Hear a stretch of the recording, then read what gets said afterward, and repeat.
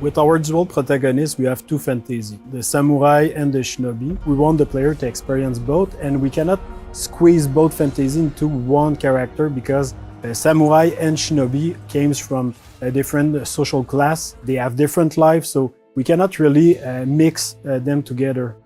The historical character of Yasuke presented a really exciting opportunity for the narrative team. We approached it in the same way that so much of the work is done on Assassin's Creed, which is really in terms of research and history first. Not a lot is known about him, but what we did know, or we do know, is that he arrived in Japan in 1579, right when our game starts.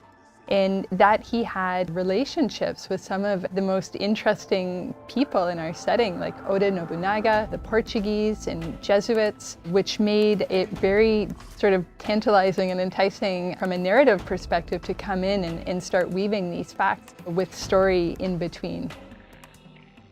The more we read about the character, the more he was inspiring for us. He's a foreigner discovering Japan, and we thought it's the perfect fit because he's discovering Japan and you are discovering Japan also.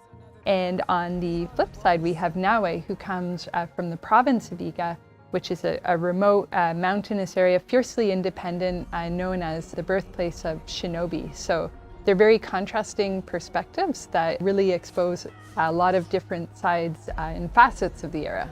When Oda came, he completely destroyed Iga. You have Yasuke and Oda that coming to destroy the shinobi. So it can kind of create this interesting tension between two characters. We were able to connect her to the province of Iga and the legendary Igan shinobi historical figure, Fujibayashi Nagato, who's her father in the game. So we understand why she has the skills that she has and the values that she learns from her father in the people of Iga, which are valor, benevolence, and wisdom. And as a young person still at the start of the game, we get to see now we acquire even more of that wisdom as the story unfolds. And if you ask anybody, it's super clear that samurai will be combat heavy and a shinobi will be stealth heavy. It creates this distinction right away.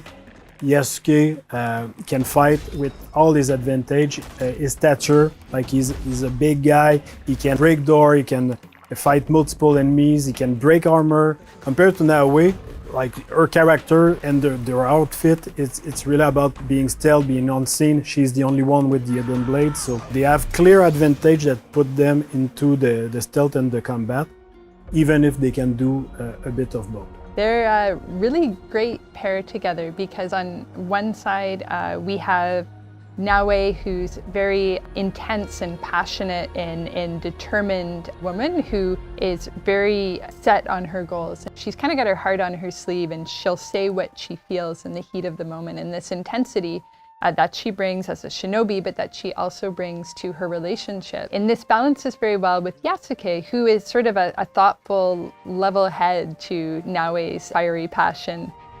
We really thought about somebody like Yasuke historically who was able to come to Japan and have the life that he did there, to enter service for Oda Nobunaga and achieve all of the things that he did. Like, what kind of person would go through all of this? So our Yasuke is very intelligent, thoughtful, and respectful of this culture that he encounters, and that makes him a very nice sort of counterpart to Naoe. He's a bit mysterious as well, and that's something we get to see unfold as the game progresses.